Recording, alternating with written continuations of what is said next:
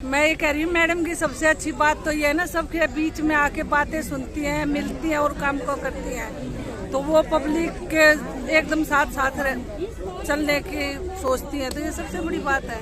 मोदी की तरफ बाकी तो कोई आता ही नहीं मिलने को, या किसी टीम का कोई लीडर या कोई मिलने नहीं आता ऐसे जैसे मैडम सबके बीच में आती है, तो ये अच्छी बात है। मैंने बोला मोदी की तरह काम करती है। कौन? नीलम हमारी बिटिया या मोदी मतलब विकास की गारंटी, नीलम मतलब साथ की गारंटी। मोदी मतलब राष्ट्र के प्रति समर्पण, नीलम मतलब नजफगढ़ की प्रति समर्पण। मोदी मतलब राष्ट्र उत्थान, नीलम मतलब नजफगढ़ का उत्थान। मोदी मतलब राष्ट्र के प्रति समर्पण की भावना, नीलम मतलब नजफगढ़ के लिए कुछ कर गुजरने की चाहत और जिद। यही तो है नीलम कृष्ण पहलवान की पहचान।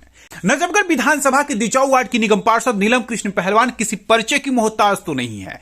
उनकी कार्य कुशलता निसंदेह नित्य नए दिन नई नई कड़ियों को जोड़ता जाता है, और यही कारण है कि जब नीलम कृष्ण पहलवान अपने क्षेत्र में गुजरती हैं तो उनके साथ एक जनसैलाब उमड़ पड़ता है और लोग मोदी मतलब विकास की गारंटी की योजनाओं को लेकर के नीलम के साथ चल पड़ते हैं और एक उम्मीद और विश्वास के साथ जुड़ जाते हैं कि उनके भी क्षेत्र में वो सभी विकास कार्य होंगे जिसके वो हकदार हैं। और आज कुछ ऐसा ही हुआ।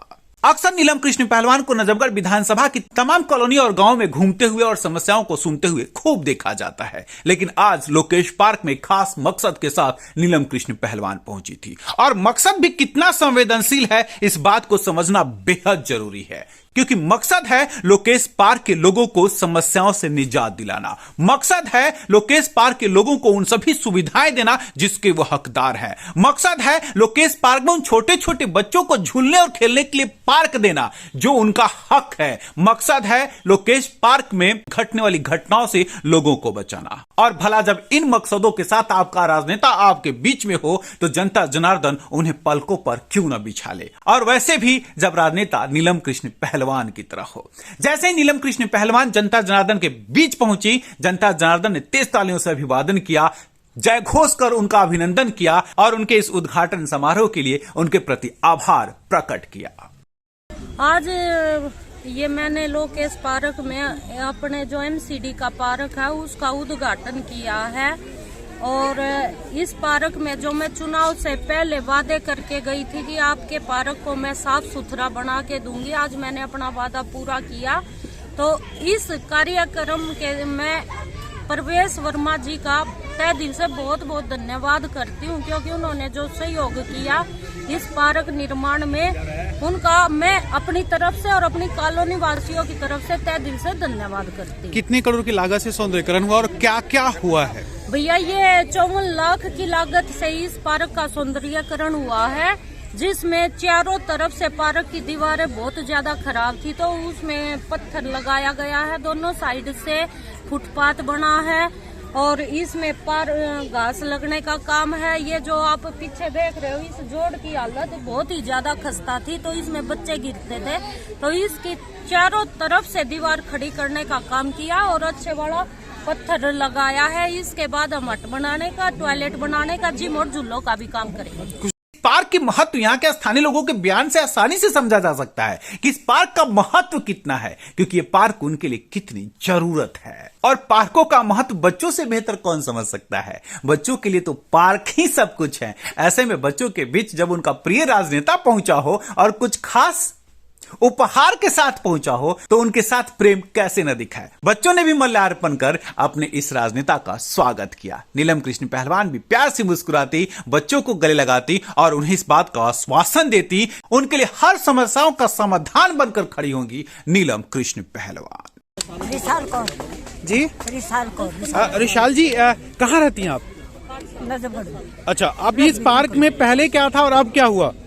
पहले ये एक आने जाने का रास्ता ठीक नहीं था और ये भी नहीं जोड़ था, ये बच्चे इसमें गिर जाते थे, आते थे। अब जोड़ से कितना फायदा है जो ये दीवार हुआ है? अब बहुत फायदा हुआ है, बच्चे सेफ हो गए, हम लोग भी सब सेफ ही हैं। हाँ, बच्चे नहीं गिरेंगे। बच्चे नहीं गिरेंगे। फुटपाथ बन गया, घूमने का पहले कच्चा रास्ता था, बारिश आते गार हो जाती, चल भी ना पावे थे। बरसात और ये बहुत अच्छा हो गया पहले से। बहुत बढ़िया। बच्चों का डर रहता था। सबसे ज्यादा गंदगी थी यहाँ, बेकार बच्चे आते थे फोन खोज कर भाग जाते, कोई गंदगी के सिवा कुछ नहीं था। इतना अच्छा हो गया, हम तो इन्हें कोई नीलम का धन्यवाद हो, और यह आगे भी बनती रही। सबसे अगली बार MLA बनावेंगे, अगली बार इसी अगली बार MLA। क्यों MLA क्यों बनाएंगे? अच्छे काम करेगी तो बनाएंगे। हाँ, सबकी काम पूरे करे, वादे पूरे करे तो अगला बड़े चुनाव में उठेंगी। और इसके साथ हम हाँ, में आके बातें सुनती है। नाम फायदा बहुत होने वाला। मैडम ने बहुत ही अच्छा काम किया है यहाँ पे। और देखो, आप देख रहे हो जैसे पार्क बना हुआ है और इतना अच्छा है, और आगे भी करती रहेंगी।